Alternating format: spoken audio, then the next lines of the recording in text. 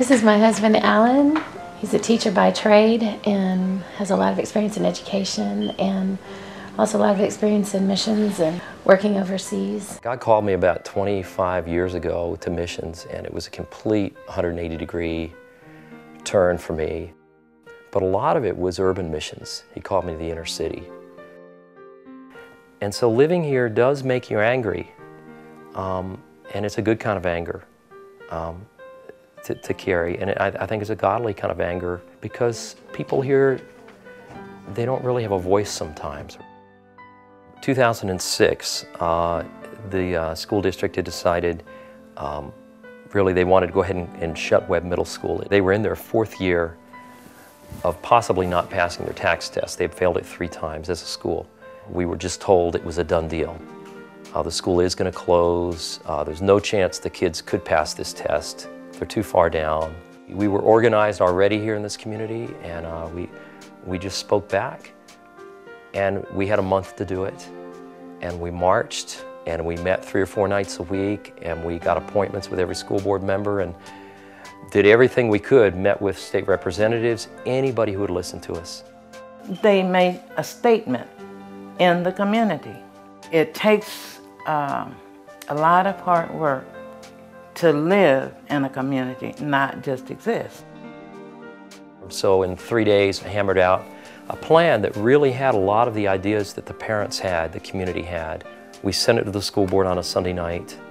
They voted on Monday night, and everybody thought they'd vote to close the school. Instead, they voted to keep the school open unanimously, and they voted to adopt that plan as the basis for a turnaround plan for the school. The school has gone from being 3 years in a row, what they call low performing, to now it's academically acceptable, and they're aiming to be exemplary, and I believe within a year or 2 they're going to be exemplary. Webb is now considered a model school for the district.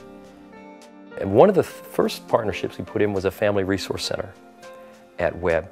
That was to address families in crisis. We saw one of the things hurting Webb was they had so many families in crisis. About 1/3 of their kids would disappear each year.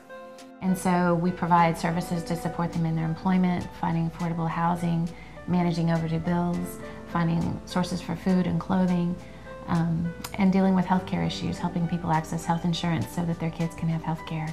And all of these things, we've seen the effects on families, that when families stabilize, the kids do better in school.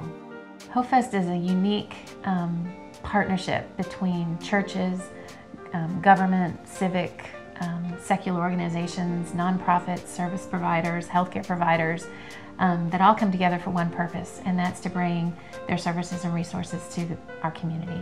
A lot of people say that it can't be done, but HopeFest is a really good example of what can happen when we work together.